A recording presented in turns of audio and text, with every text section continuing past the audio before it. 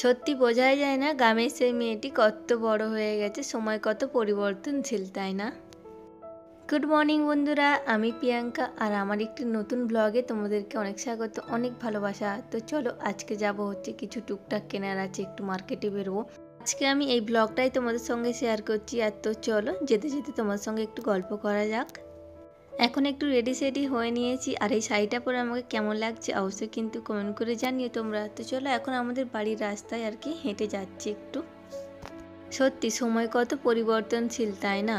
একটা সময় ছিল যখন আমি একদম বাড়ি থেকেই বেরোতে চাইতাম না, দোকানে মা যেতে বললে কিন্তু একদমই যেতাম না। আর এখন কিন্তু দেখো সেই আমি কত বড় হয়ে গেছি, একা একাই কিন্তু জায়গাতেই যাচ্ছি। তো এখন কিন্তু মার কথাটা ভীষণই মনে পড়ে আমার। কারণ এখন যখন টুকিটাকি কোনো কিছুই একটা ধরো শেষ হয়ে গেল রান্নার সময়, তখন কিন্তু বাবুকে বলি যে বাবু একটু একটু এনে দিত আমাকে। কিন্তু আগে যখন মা এটাই আমাকে বলতো তখন কিন্তু আমার ভাল লাগতো না। তো চলো কী আর করা যাবে বলো, সময় তো পরিবর্তনশীল। তো যাই হোক, আমি কিন্তু বাজার সেরে কিন্তু বাড়িতে চলে এসেছিলাম, আর অনেকটাই রাত্রি হয়ে গেছিলো।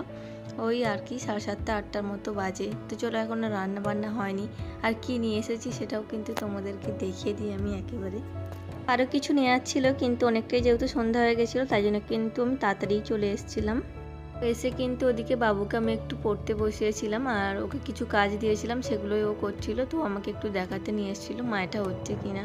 তো চলো এখানে নিয়ে এসেছি হচ্ছে সব রেগুলার যেগুলো ইউজ হয় আর কি, সেগুলো নিয়ে এসেছি। ভিম জেল, লিকুইড, সর্ষের তেল, শ্যাম্পু, আর ছিল বাবুর খাবার দাবার কিছু, ম্যাগি, হ্যান্ড ওয়াশ, এইসব আর কি, যে সমস্ত সব কিছু আর কি ঘরের লাগে সেগুলোই নিয়ে এসেছিলাম, কারণ সব কিছুই শেষ হয়ে গেছিলো।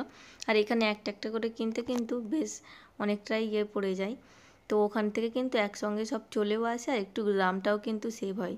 তো চলো এখন ওই 11:30 11:20 মতো বাজে, এখন হচ্ছে আমরা ডিনার করব। তো আজকে যেহেতু বারটা ছিল শনিবার, তাই জন্য কিন্তু আমাদের নিরামিষ রান্না বান্না হয়েছিল। তো এদিকে আম মিষ্টি এইসব কাটা হয়েছিল, দই ছিল, সঙ্গে কুমড়োর তরকারি আর আলুর দম ছিল।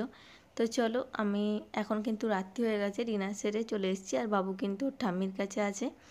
তো আমার এই পুরো ভিডিওটা কেমন লাগলো অবশ্যই কিন্তু কমেন্ট করে জানিও বন্ধুরা। আর ভালো লাগলে চ্যানেলটি সাবস্ক্রাইব করে পাশে থেকো। বাই বাই সবাইকে।